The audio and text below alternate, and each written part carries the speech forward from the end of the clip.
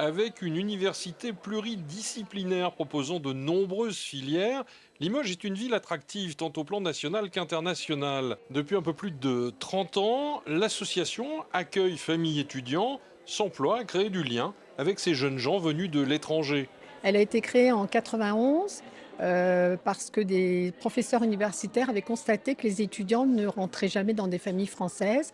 Donc un groupe de familles s'est formé pour les accueillir. Et cela tourne plutôt bien, comme nous l'explique cette ex-étudiante venue d'Amérique du Sud, désormais mère de famille. Ah, c'est un retour très positif. Je pense que c'est une très bonne idée, ce principe d'accueillir des étudiants étrangers, parce que ça nous permet en fait de connaître mieux la culture française. J'habite à Maison Lafitte, du coup, je ne sais pas s'il y a, je pense qu'il n'y a pas ce principe d'accueillir des étudiants, mais avec plaisir, on souhaiterait accueillir des étudiants étrangers.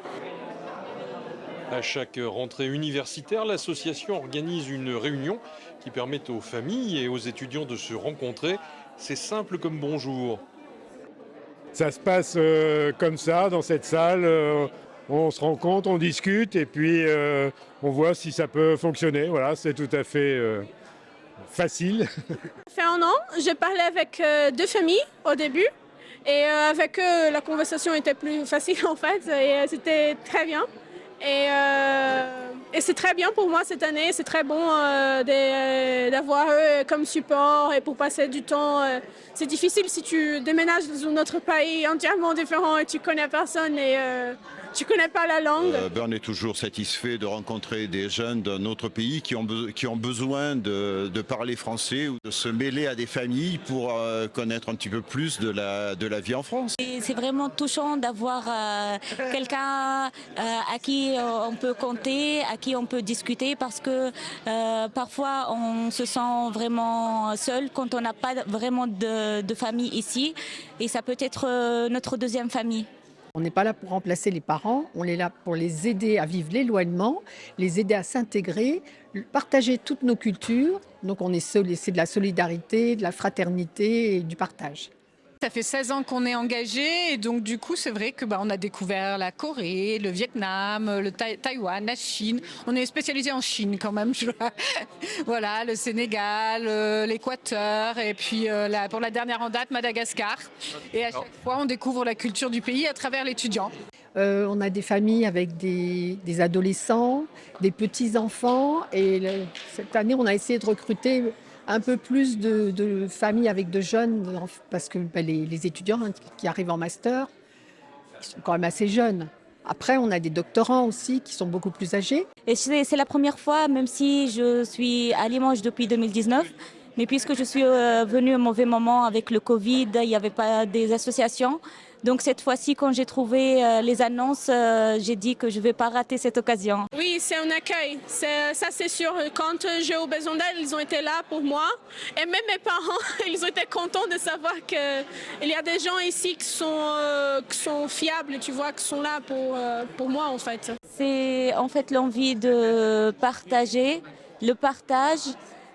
Faire des connaissances, savoir la culture française, pratiquer le français avec des Français et partager les idées, voyager un petit peu, même en discutant.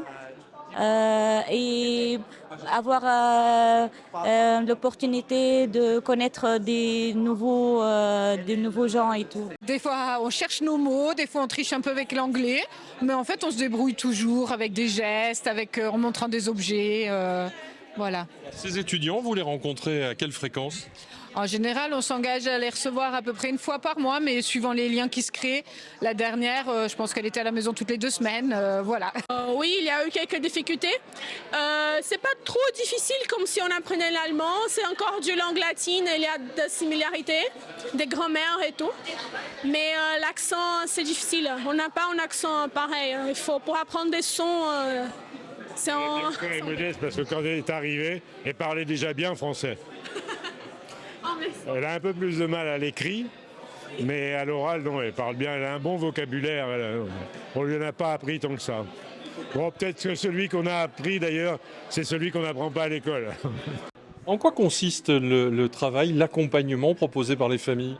Alors, c'est les inviter une fois par mois, le samedi ou le dimanche, à déjeuner pour partager un moment, un repas. Après, chacun fait ce qu'il veut, va se balader, fait des jeux. Vous voyez, en fait, nous, aujourd'hui, on fait cette réunion pour que chaque famille et chaque étudiant se rencontre. Et après, c'est à eux qu'ils s'organisent comme ils veulent. Après, on reçoit encore des nouvelles de notre toute première étudiante, donc des photos de ses bébés, enfin qui maintenant sont même des grands. Voilà, ça fait un drôle d'effet, c'est rigolo. Certains sont revenus nous voir parce qu'il leur restait des connaissances à Limoges et avec certains, on a vraiment des liens familiaux. Il y a un Brésilien, il ne parle pas du tout français, donc ça va être compliqué. Il va falloir trouver une famille qui parle anglais. C'est ça, parce que maintenant, de plus en plus, ils étudient en anglais. Donc pour nous, c'est un problème. Mais bon, on va y arriver.